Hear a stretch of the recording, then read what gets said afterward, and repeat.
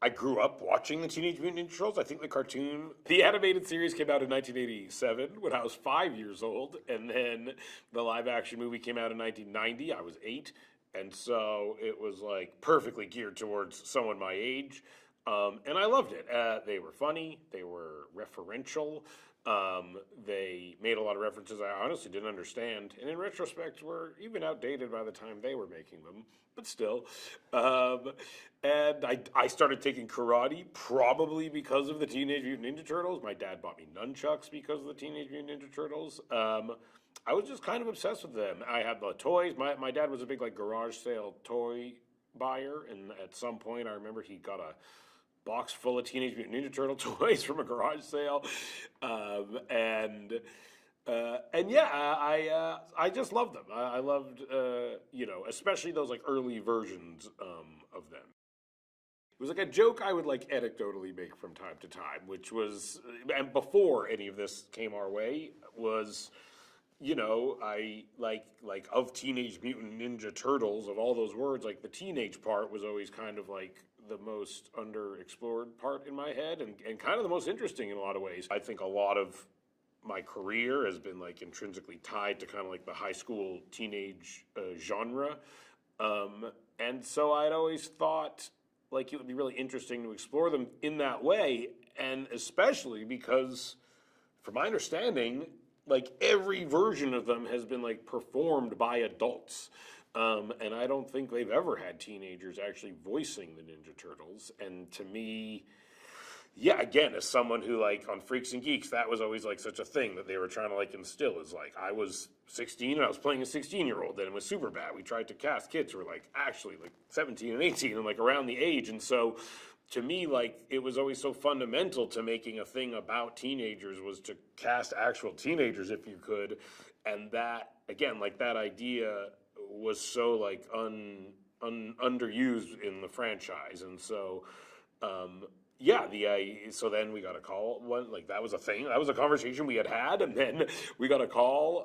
I've known Brian Robbins forever, who runs Paramount and Nickelodeon, and they were like, "Would you guys be interested in Teenage Mutant Ninja Turtles?" And I was like, "Yes." Like if we can kind of approach it through this like teenage lens, like that would be our pitch. Would be to kind of really lean into like a coming of age kind of version of it.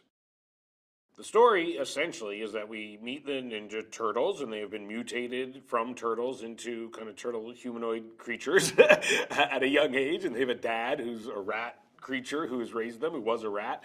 And yeah, when we find them, they live in the sewers because their father has like instilled in them that like humanity will never accept them and will hate them, and that they're like monsters basically. And he's taught them like martial arts to defend themselves from humans who Splinter, their dad, thinks are evil. But being normal teenagers, they just want to be normal teenagers, and they want to do normal teenage things, and they absorb pop culture, and so they want to like do the stuff that normal teenagers do, and they long for like acceptance and like a normal life, and then they, through meeting this high school girl, April O'Neil, kind of get this idea that if they like stop this criminal Superfly who's kind of terrorizing the city, maybe that'll be a thing that like proves to people that they're good and that they should be accepted. So it's like a very personal motivation for them to take on this like big giant like villain basically. We wanted there to be tons of mutants in it. And when I was a kid, I collected the toys, and I loved them. And it was one of the things in the cartoon that they always had so much of. There were so many mutants, and there was Mondo Gecko and Ray Fillet and Scumbug and all these characters that existed in toy form a lot in my childhood when I remember them, and they would pop up like from time to time on the cartoon, but never were in like the movies as I saw them. To me, like there was this huge well of mutant characters that were kind of underutilized, and also, I think we were just also trying to like really come up with ideas that hadn't been done before. And this idea of kind of like bringing it to this like monster movie type place was really fun and exciting, and kind of like a cool convergence like of these worlds of like mutants and humans, and to kind of like we were just like, how do you make that collide in like as fantastic a way as possible, When you're creating a new villain, especially for the first movie, it can be a good way to separate yourself instantly from the other versions of Ninja Turtles. But it is inspired by a villain that is in the original animated series. But this idea of kind of like building out our own mythology a little bit and instantly kind of saying like it's not exactly the version of this that has existed in previous versions, and we're trying to contribute and come up with new like things to it. That was a fun idea to us, but it's also directly inspired and built off of things that if you're a fan of Ninja Turtles, you like instantly will recognize. And so yeah, to us that was like a cool way in. Jeff's been amazing, and I've now been working very closely with him for like 4 years or something like that, I think. A very long time. 3 years, maybe 3.5 years. Yeah, it's funny looking back how little, like, how lucky we got. Because we just met. None of these movies, Mitchell vs. Machines had not come out when we hired Jeff originally. And we really, worked very closely with him. And me and him did a lot of writing together. And the development of the look of the movie actually, informed the plot and story of the movie in a lot of the ways. And one of the things we had talked about was, this teenage element. And as he was developing, the look of the animation, that was something that he really, took to heart and started to lean into a lot, was this kind of, wild, scribbled in the back of a notebook, animation style that was also, directly inspired by, a teenage mentality in a lot of ways. And then what was cool is we started to see that stuff come to life, and it was so cool and original and exciting that and we were writing the movie at the same time, and honestly, where my head started to go was just what do I want to see happen in this animation style? And that was part of also the reasoning for adding even more mutants and more monsters is the designs were just so cool and fun.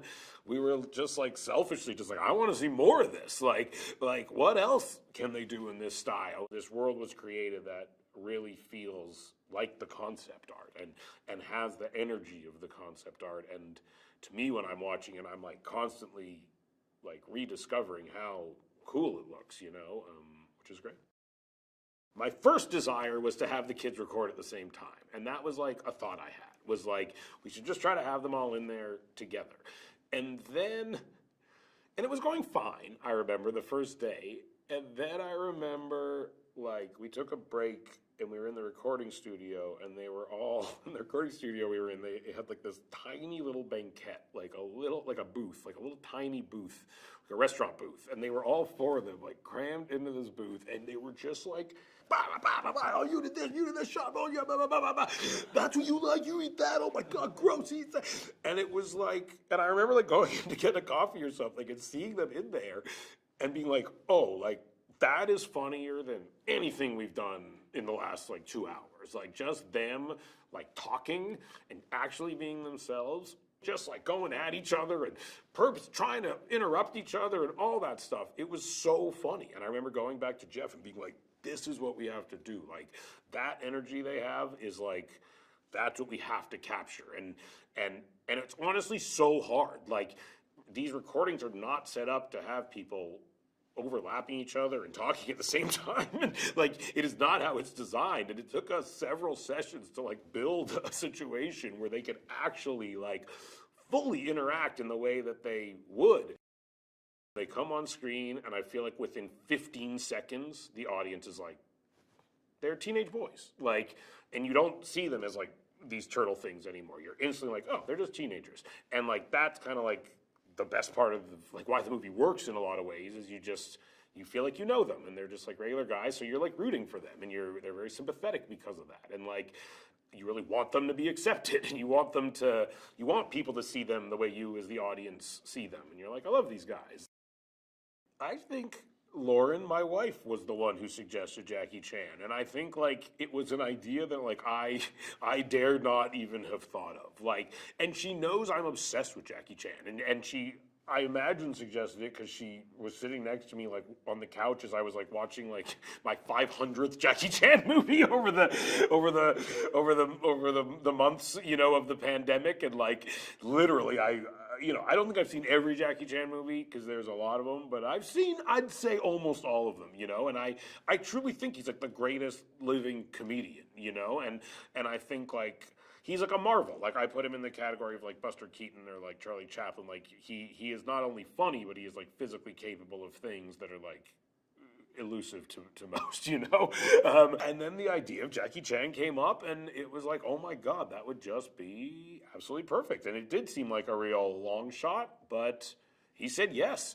And he recorded all of his stuff over Zoom, and I sat in on every one of the recording sessions, and I would wake up at 4 in the morning, and I'd be so excited when the alarm went off. And it was really a dream come true, honestly. And the fact that I like got to work with him at all, and as soon as he started, we were like, this is perfect. Like, he's so good, it's so amazing. Yeah, it's so paternal. It's like stern, but funny and sweet and vulnerable.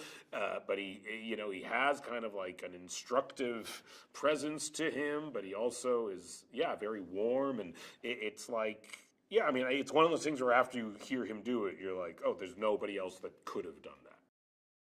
I only play warthog type creatures. I thought the idea of me being I had this funny idea of like Bebop and Rocksteady being two like angry like New York like bros was like a funny idea. I love John Cena, and so whether I was Bebop or Rocksteady was ultimately somewhat interchangeable in my head. But the idea of being a part of the Bebop and Rocksteady team with John was something I knew that I wanted. I know Post Malone, and we had this joke, weirdly, that Ray Fillet sings his, like, that was just like a joke we thought was funny, was that Ray Fillet just likes to sing the words Ray Fillet, maybe because they rhyme, so inherently it sounds like a song a little bit. And we always had, like, I think it was Jeff or someone doing the temp singing, of just like, Ray Fillet, and it was just always silly, it made us laugh. And then one day we were like, maybe we get Post Malone to actually sing this. And he said yes, and it was a really fun recording session.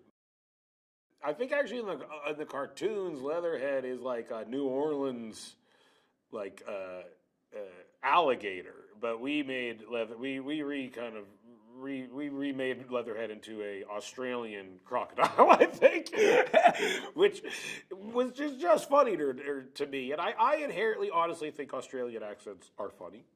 That's where I stand on that. And I'm good friends with Rose and think she's hilarious. And also just the idea of Rose being that big funny crocodile creature was just super funny to me, honestly.